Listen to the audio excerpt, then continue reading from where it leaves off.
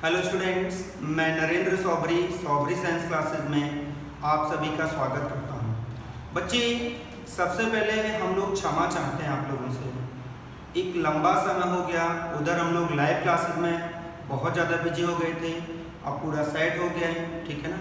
आज से आपको रेगुलर वीडियोस मिलती रहेंगी। अभी अरविंद सर बायो की वीडियो प्रोवाइड कर रहे हैं आपके लिए, शाम को मैथ्स की भी मिलेगी और बहुत जल्द आपको सोशल साइंस की वीडियोस भी मिलने वाली हैं, ठीक है। आज से ये सिलसिला कंटिन्यू रहेगा। और अरविंद सर आपके सामने आ रहे हैं, प्लीज़ अरविंद सर, आपको सर बायो पढ़ाने जा रहे हैं और उसके बाद शाम को मैथ्स की वीडियो आपको देता हूँ, ठीक है ना। Okay, stay safe. Hello students, तो आज के इस वीडियो में हम लोग पढ़ेंगे ह्यूमन डाइजेस्टिव ग्लैंड्स के बारे में। आप अगर लास्ट वीडियो देखें तो वहाँ पे हम लोगों ने पढ़ा था ह्यूमन डाइजेस्टिव ऑर्गन्स के बारे में, जहाँ पे हमने डाइजेशन में इन्वॉल्व सारे ऑर्गन्स की बात किया था। और आज भी हम बात करेंगे डाइजेस्टिव ग्लैंड्स के बारे में।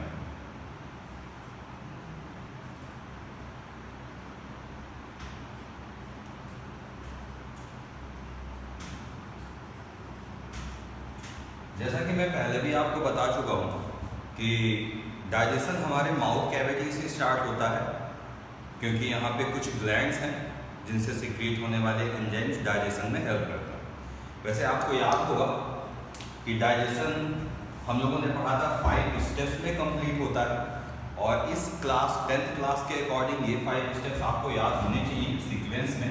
इसमें सबसे पहला स्टेप होता है इंजेशन,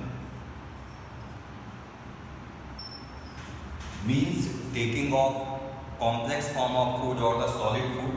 हम फूड को इनटेक करते हैं, इंजेस्ट करते हैं, उसके बाद फिर हमारे बॉडी में डाइजेशन स्टार्ट होता है। तो इसका नेक्स्ट स्टेप होता है डाइजेशन। फूड डाइजेस्ट होता है हमारे बॉडी के डिफरेंट ऑर्गन्स में, जैसे कि माउथ कैविटी में, स्टमक में, इंटेस्टाइन में। जब फूड फाइनली डाइजेस्ट हो जाता है और इतने स्मॉल पार्टिकल्स या मॉलिक्यूल्स में कन्वर्ट हो जाता है कि वो इंटेस्टाइन से मूव करके ब्लड तक पहुंच सके, तो उस प्रोसेस को, इंटेस्टाइन से डाइजेस्टेड फूड को ब्लड स्ट्रीम तक पहुंचने के लिए जो प्रोसेस होता है, इसे कहते हैं एब्जॉर्प्शन। और फिर ये फूड, डाइजेस्टेड फूड ब्लड के थ्रू हमारे बॉडी की सेल्स तक पहुंचता है। वहाँ पे उस फूड को ब्रेक किया जाता है और फिर एनर्जी रिलीज होती है। उस प्रोसेस को रेस्पायरेशन कहते हैं, लेकिन डाइजेशन के व्यू में हम इसे कहते हैं एसिमिलेशन। इट मीन्स सेल्स के अंदर फूड को, डाइजेस्टेड फूड को यूटिलाइज करके एनर्जी रिलीज करने के प्रोसेस को यहाँ पे हम कहते हैं एसिमिलेशन। और फाइनली हमने जो फूड लिया है उसका जो अनडाइजेस्टेड पार्ट होता है वो हमारे लार्ज इंटेस्टाइन में पहुंचता है, और वहां से हम अपनी इस अनडाइजेस्टेड फूड को हम अपनी बॉडी से रिमूव करते हैं, और इस प्रोसेस को हम कहते हैं ईजेशन। तो इस तरह से ये 5 स्टेप्स इन्वॉल्व होते हैं। ह्यूमन डाइजेशन सीक्वेंस में ही रहेगा। पहला जो होगा वो कहलाएगा इंजेशन, दूसरा जो होगा वो कहलाएगा डाइजेशन, तीसरा जो होगा वो कहलाएगा absorption, next assimilation and then egestion. तो these are the 5 broad steps involve in the human digestion. अब हम बात करेंगे कि हमारे बॉडी में डाइजेशन होता कैसे है।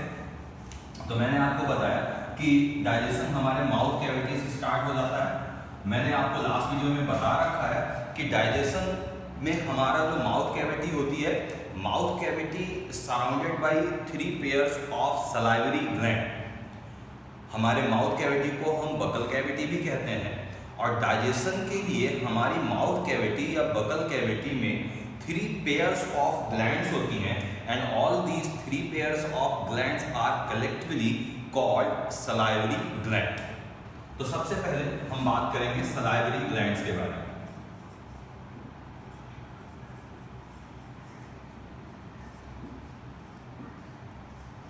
सलाइवरी ग्लैंड्स, तो मैंने बताया कि ये 3 पेयर्स होती हैं और 3 टाइप्स की होती हैं।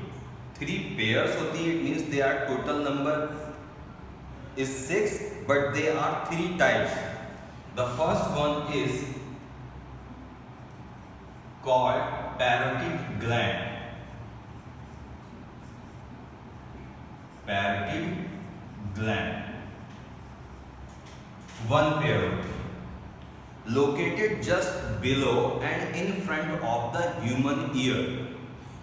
Salivary glands में जो सबसे लार्जेस्ट ग्लैंड होती है, ऑल थ्री में जो सबसे लार्जेस्ट ग्लैंड होती है उसे कहते हैं parotid gland. These glands are located just below and in front of the human ear. Okay, दूसरी जो है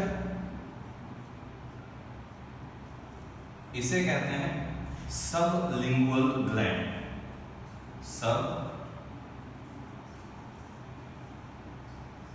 लिंगुअल ग्लैंड, ये भी 1 पेयर होती है।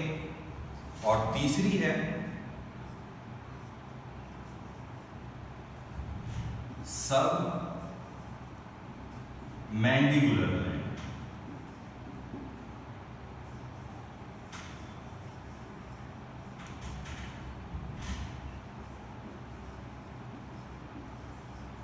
तो ये 3 टाइप्स की हैं, but they are 6 in number और 3 पेयर्स।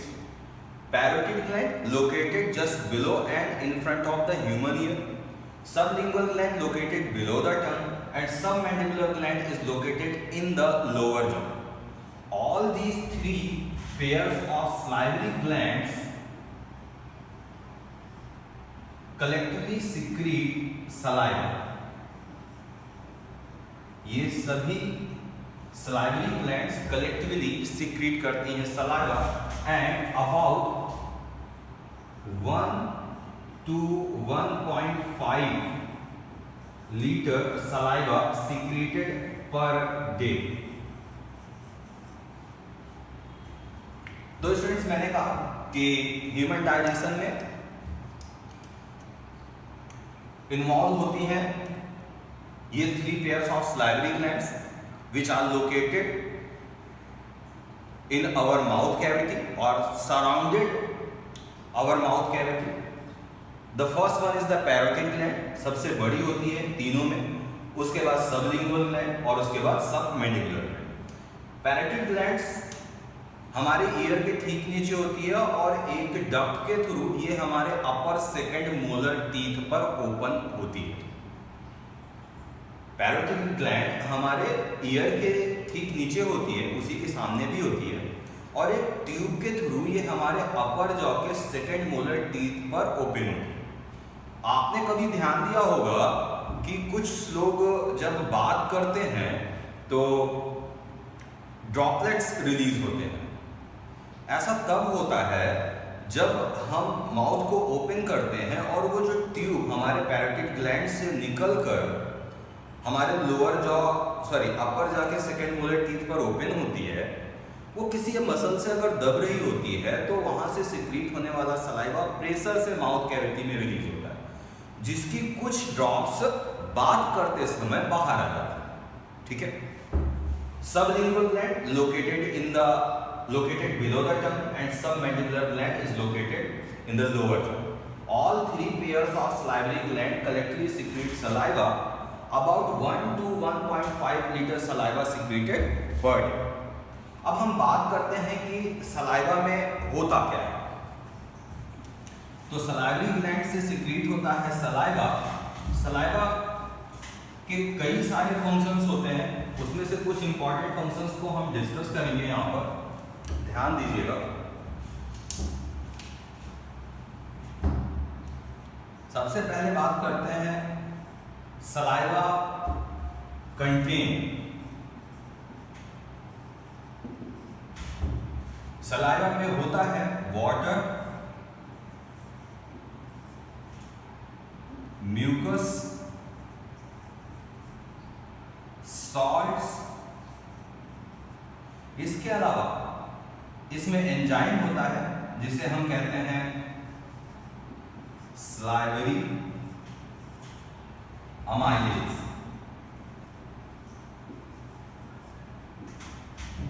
या तो फिर हम इसे टाइलिन भी बुलाते हैं,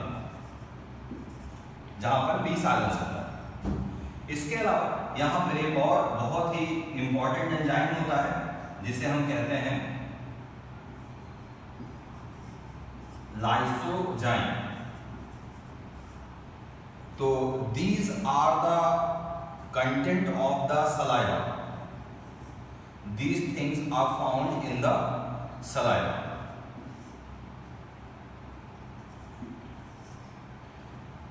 अब हम बात करते हैं कि सलाइवा करता क्या है।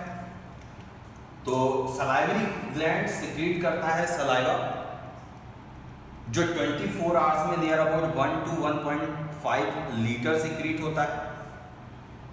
सलाइवा के कई सारे फंक्शन होते हैं, उसको अभी हम डिस्कस करेंगे, लेकिन ये कुछ चीजें हैं जैसे कि water, salts, mucus, salivary amylase या टाइलिन कहते हैं, lysozyme, these are found in the saliva. अब हम फंक्शंस की बात करते हैं, फंक्शंस ऑफ सलाइवा। सबसे पहले एंजाइम की बात करते हैं। तो मैंने कहा कि इसमें जो एंजाइम होता है उसे हम कहते हैं सलाइवरी अमाइलेज। इसमें जो एंजाइम होता है इसे कहते हैं सलाइवरी अमाइलेज, या तो फिर हम इसे टाइलिन बुलाते हैं। ये सलाइवरी अमाइलेज या टाइलिन एंजाइम सिक्रीट हो रहा है सलाइवरी ग्लैंड से और है हमारे माउथ कैविटी में। जब हम फूड को इंजेस्ट करते हैं तो फूड में प्रेजेंट स्टार्च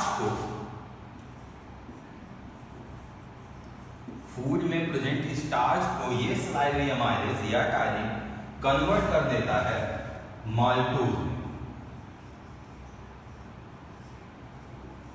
ठीक है फ्रेंड्स, मतलब स्टार्च को उसके सिंपलेस्ट फॉर्म में कन्वर्ट करता है जिसे कहते हैं माल्टोज। क्लियर हो?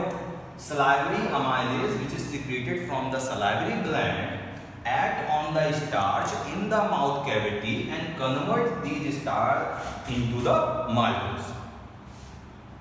ये काम था सलाइवरी अमाइलेज का, या हम इसे टाइलिन कहें। दूसरी चीज, दूसरा जो एंजाइम है लाइसोजाइम।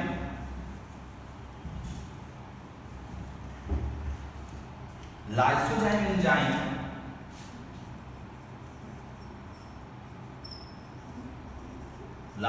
एंजाइम kills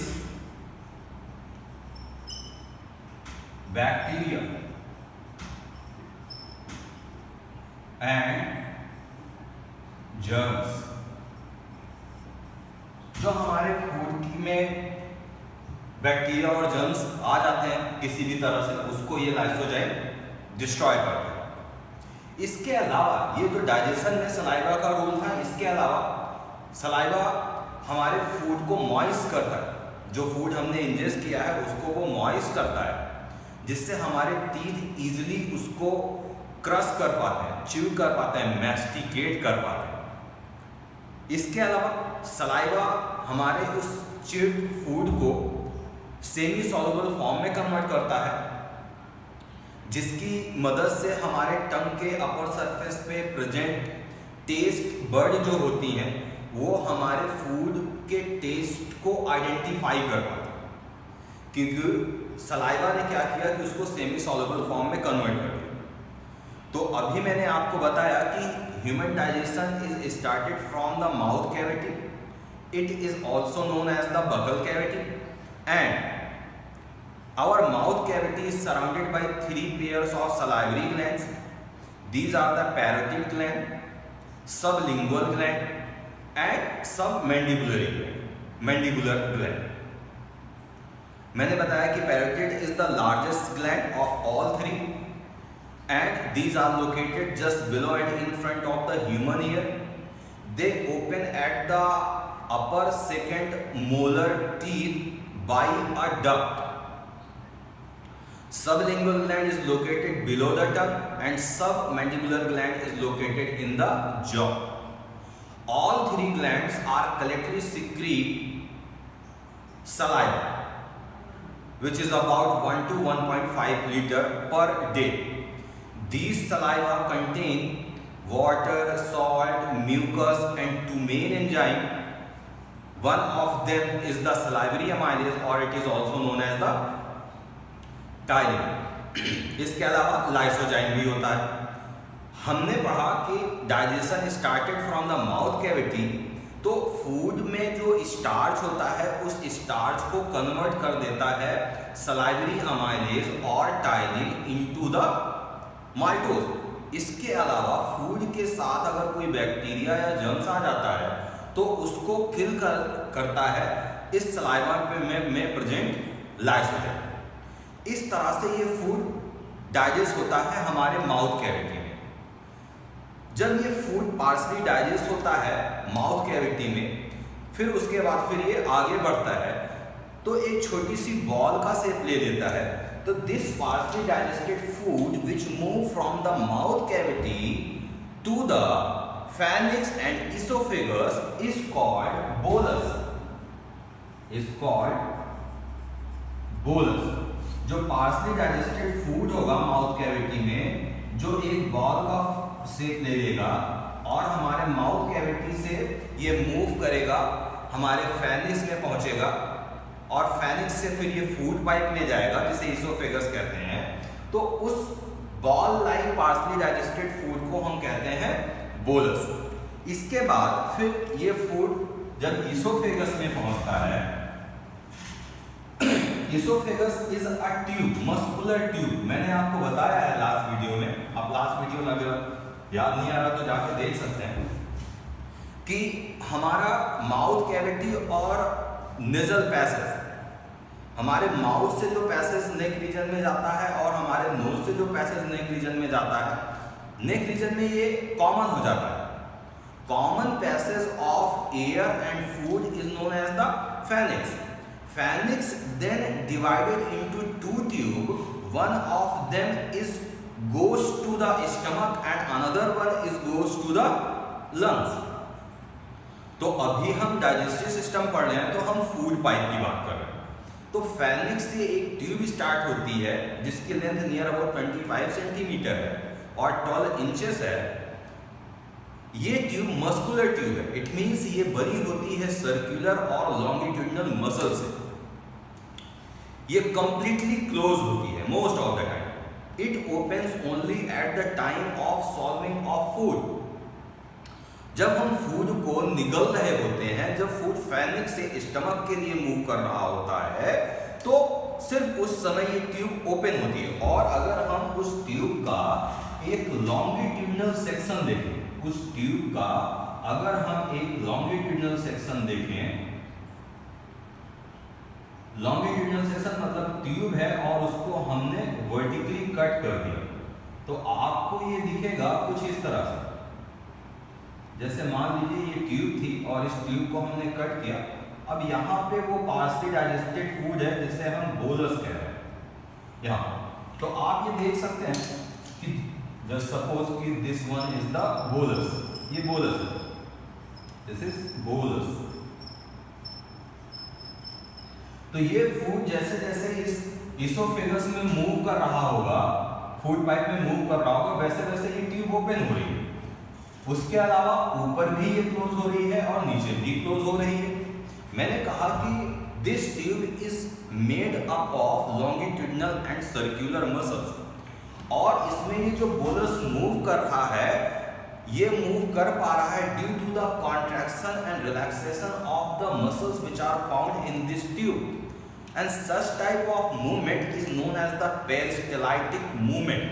आपको पता होगा the moving of food in the digestive tract by the contraction and the relaxation of muscles is known as the peristaltic movement. इसी तरह से पूरे हमारे डाइजेस्टिव ट्रैक्ट मतलब एलिमेंट्री, पूरे एलिमेंट्री कैनाल में हमारा फूड मूव करता है। लेकिन याद रखिएगा कि फूड पाइप में किसी भी तरीके का कोई भी डाइजेशन नहीं होता है।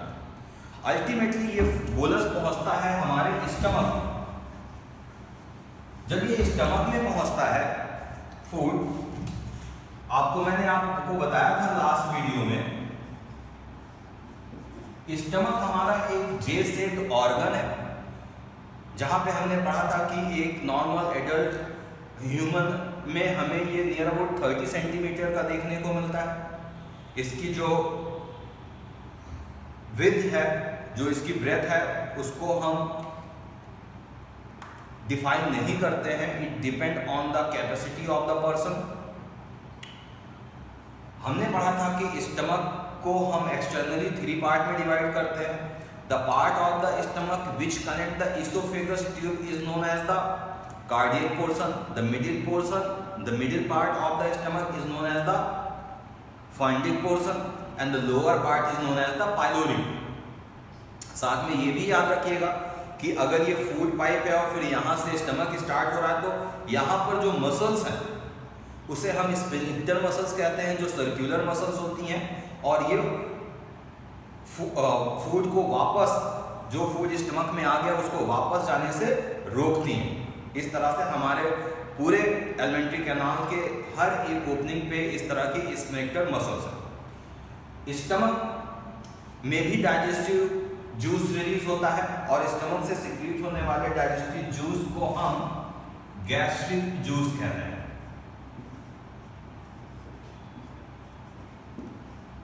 गैस्ट्रिक जूस, ठीक है स्टूडेंट। हमारे स्टमक में ये गैस्ट्रिक जूस सिक्रीट होता है जब हमें भूख लग रही होती है, तब ये सिक्रीट होता है, या फिर हमारे स्टमक में डाइजेस्ट करने के लिए कोई फूड सब्सटेंस है तो ये गैस्ट्रिक जूस सिक्रीट होता है। हमारे बॉडी के सारे फंक्शंस को कंट्रोल करता है नर्वस सिस्टम। तो जब हमें भूख लग रही होती है या हमारे स्टमक में कोई चीज़ होता है डाइजेशन के लिए, तो नर्वस सिस्टम के थ्रू ये मैसेज हमारे नर्व सेल के पहुंचाती है ब्रेन तक, और फिर ब्रेन की से इम्पल्स फॉर्म होता है, जो जिसकी वजह से एक हार्मोन सिक्रीट होता है जिसे गैस्ट्रिन हार्मोन कहते हैं। ये हार्मोन स्टमक की इनर वॉल में प्रेजेंट गैस्ट्रिक ग्लैंड्स, या हम उसे सेल्स कहें, वहां से सिक्रीट करता है गैस्ट्रिक जूस। और एक बार में 800 से लेके 1000 ml गैस्ट्रिक जूस सिक्रीट होता है। इट मींस मैं यहाँ पे 24 आवर्स की बात नहीं कर रहा हूं, मैं कह रहा हूं एक बार में 800 to 1000 ml gastric juice secrete होता है। सिक्रीट कहां से होता है? स्टमक की इनर वॉल में प्रेजेंट गैस्ट्रिक ग्लैंड्स। स्टमक की इनर वॉल पे कुछ स्पेशल सेल्स होती हैं, जैसे कि जिमोजेन सेल।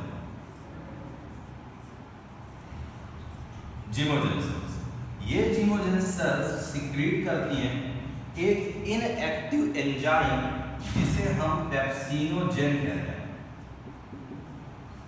पेप्सिनोजेन स्टमक की इनर वॉल पर होती है ये जिमोजेन सेल, जिससे सिक्रीट होता है एक इनएक्टिव एंजाइम। ये एंजाइम इनएक्टिव होता है, इनएक्टिव फॉर्म में सिक्रीट होता है। सिक्रीट कहां से हो रहा है? स्टमक की इनर वॉल पे प्रेजेंट जिमोजेन सेल्स। इसी तरह से दूसरी सेल्स होती हैं जिसे हम ऑक्जेंटिक सेल्स कहते हैं।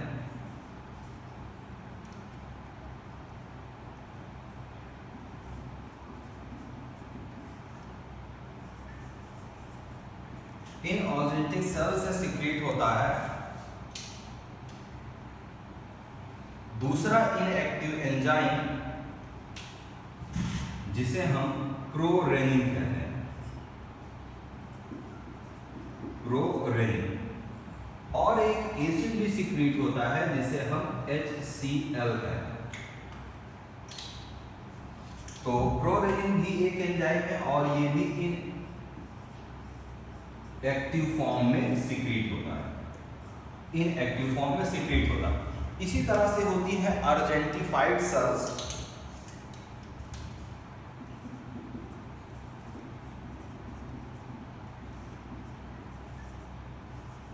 अर्जेंटिफाइड से सेल से सिक्रीट होता है गैस्ट्रिक लाइपेज,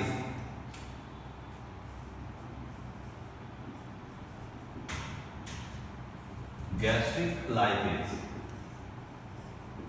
इसके अलावा हमारे इस गैस्ट्रिक जूस में वाटर, सॉल्ट, म्यूकस ये सारी चीजें तो होती ही हैं। तो मैंने कहा कि हमारे माउथ कैविटी से partially digested food which is known as the bolus move to the stomach through the oesophagus and when it reach to the stomach from the inner wall of the stomach secrete gastric juice and it is about 800 to 1000 ml secreted per time। जो content होता है gastric juice का उसमें होता है water, salt, mucus ये सारी चीजें होती हैं। इसके अलावा पेप्सिनोजेन, प्रोरेनिन, HCl और गैस्ट्रिक लाइपेज सिक्रीट होता है। ये HCl एक एसिड है, हाइड्रोक्लोरिक एसिड, ये एसिड है, डाइल्यूट एसिड है। अब हम बात करेंगे कि ये काम कैसे करता है।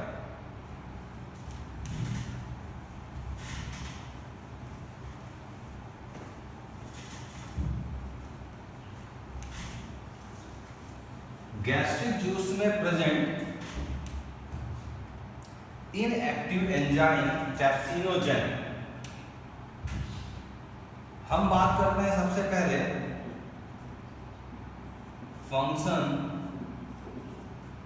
functions of hydrochloric acid.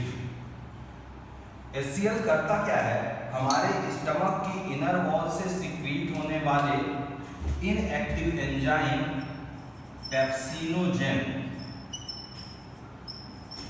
Pepsinogen को ये हाइड्रोक्लोरिक एसिड कन्वर्ट कर देता है एक्टिव एंजाइम पेप्सिन में।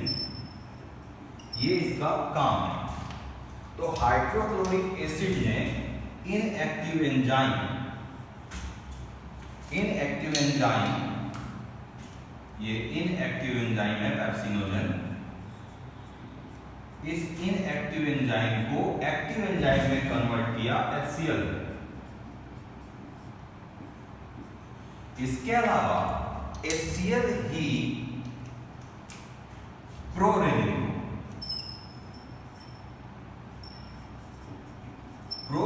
को ये कन्वर्ट करता है रेनिन, प्रोरेनिन को ये कन्वर्ट करता है रेनिन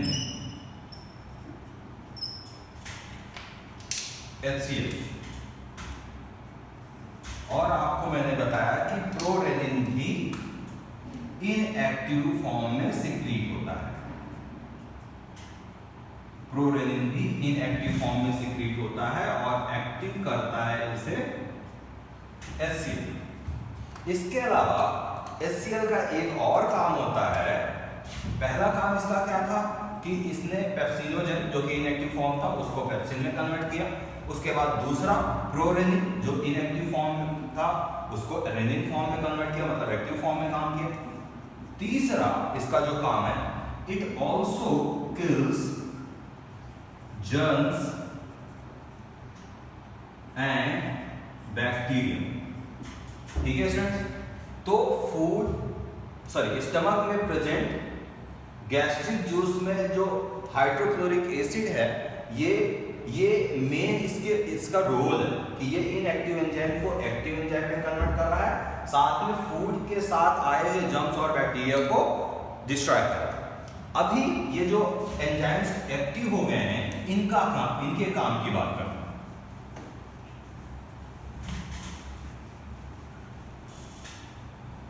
तो सबसे पहले हम बात करते हैं पेप्सिन। देखिए हमारे फूड में प्रेजेंट प्रोटीन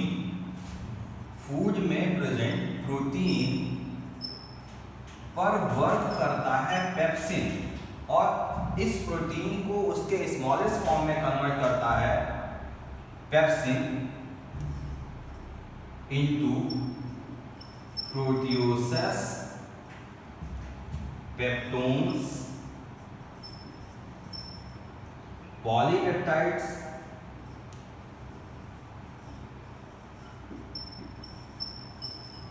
ये काम कर रहा है पेप्सिन। फूड में प्रेजेंट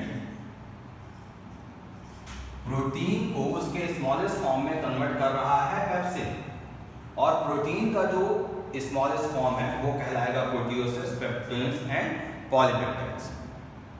इसी तरह से दूसरा जो एंजाइम फॉर्म हुआ है, इनएक्टिव से एक्टिव फॉर्म में कन्वर्ट हुआ है, वो सॉल्युबल फॉर्म ऑफ प्रोटीन, जिसे हम कैसिनोजेन कहते हैं, ये सॉल्युबल फॉर्म ऑफ प्रोटीन है। और सॉल्युबल प्रोटीन, फॉर एग्जांपल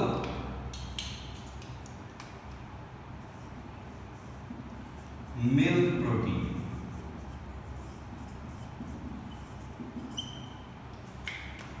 इस कैसिनोजेन पर वर्क करता है रेनिन,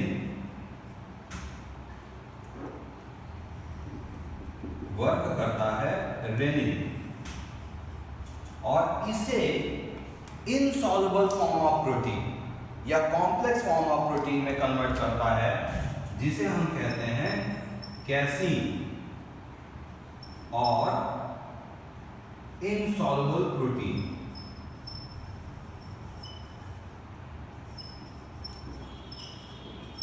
ये तो जो सॉल्युबल फॉर्म ऑफ प्रोटीन होता है, जिसके लिए बायोलॉजिकल टर्म यूज किया जाता है कैसिनोजेन, उस पे वर्क करता है रेनिन और उसे कन्वर्ट कर देता है इनसॉल्युबल फॉर्म ऑफ प्रोटीन में, जिसे हम कहते हैं कैसीन। अब इस कैसीन पे वर्क करेगा इस कैसीन पे फिर से वर्क करेगा ये पेप्सिन, मतलब कि जो सॉल्युबल फॉर्म ऑफ प्रोटीन था उसको सबसे पहले कन्वर्ट कर दिया गया इनसॉल्युबल फॉर्म ऑफ प्रोटीन।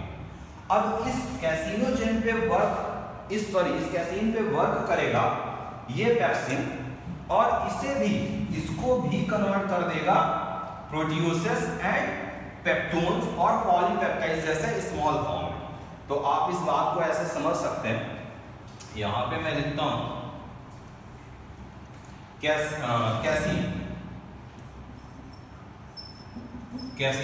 तो इस कैसीन पर भी वर्क किया पेप्सिन ने और इसको भी कन्वर्ट कर दिया प्रोटियोसिस, पेप्टोन्स और पॉलीपेप्टाइड जैसे स्मॉलेस्ट और सिंपलेस्ट फॉर्म। ठीक है स्टूडेंट्स, इसके अलावा अभी हमने बात किया था कि हमारे गैस्ट्रिक जूस में गैस्ट्रिक लाइपेज भी होता है। ये गैस्ट्रिक लाइपेज वर्क करता है फैट पर और इसको कन्वर्ट करता है, ये काम करता है गैस्ट्रिक लाइपेज।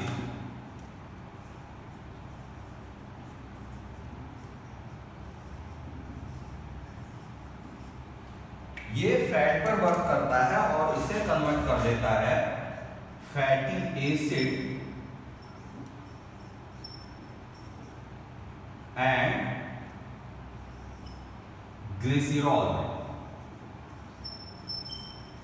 ठीक है फ्रेंड्स, इतना काम होने के बाद फूड आगे बढ़ता है। जैसा अभी मैंने आपको बताया कि सबसे पहले डाइजेशन स्टार्ट हुआ हमारे माउथ कैविटी में, and that partially digested food when moved from the mouth cavity to the esophagus is called bolus।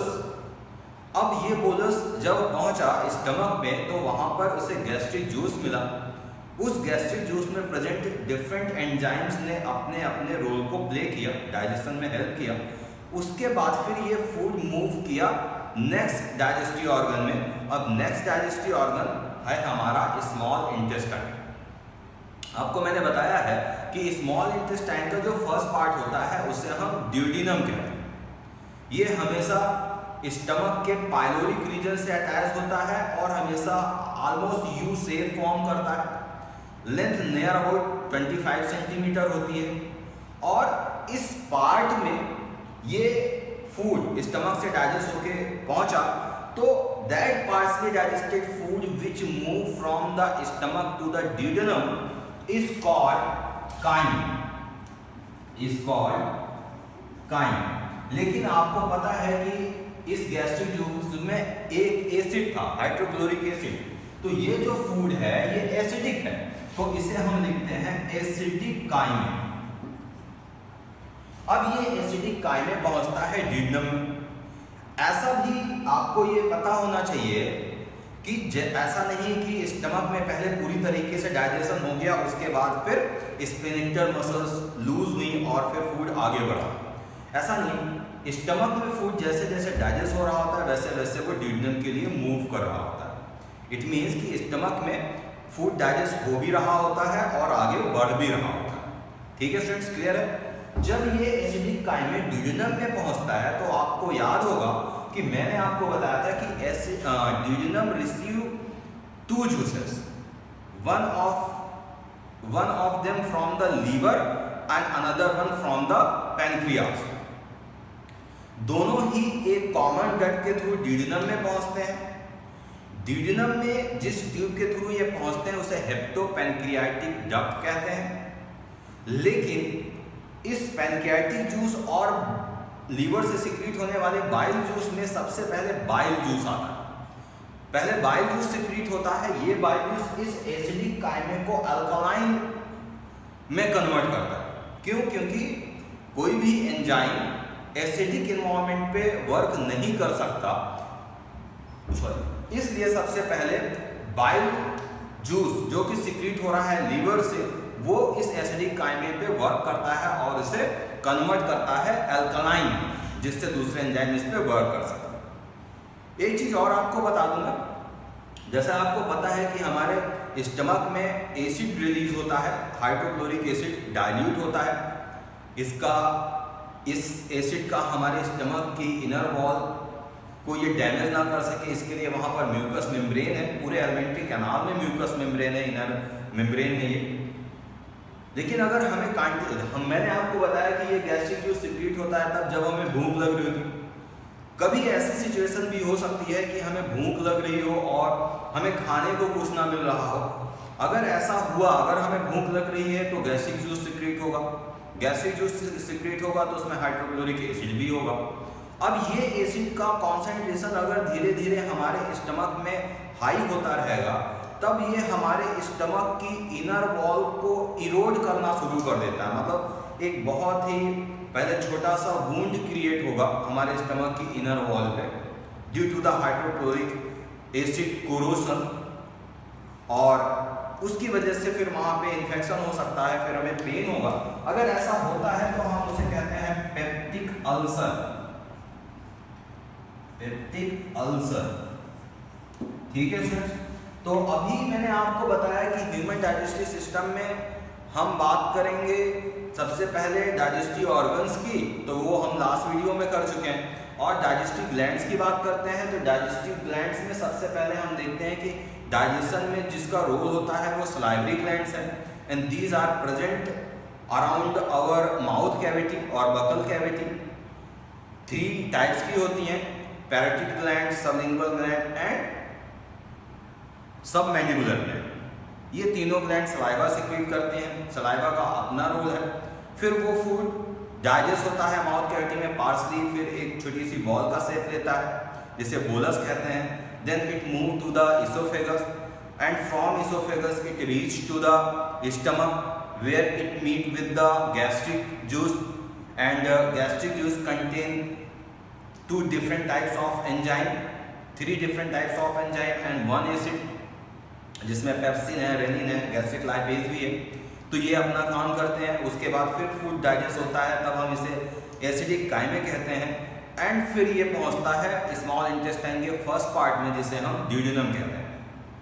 Duodenum में 2 जूस आके मिलते हैं। पैनक्रियास से निकलने वाला जो जूस होता है उसे पैनक्रियाटिक जूस कहते हैं।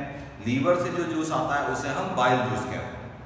मैंने बताया कि सबसे पहले बाइल जूस वर्क करता है। क्यों? क्योंकि उस एसिडिक एनवायरनमेंट को अल्कलाइन करना है, इसलिए।